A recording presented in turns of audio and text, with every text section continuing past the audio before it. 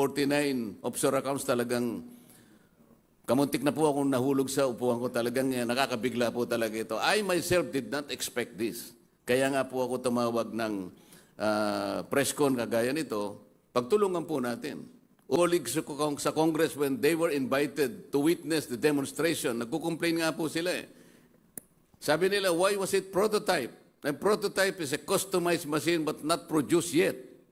Paano ngayon, paano mo sasabihin na nagpirmahan na kayo? 18 billion pesos, you signed the contract.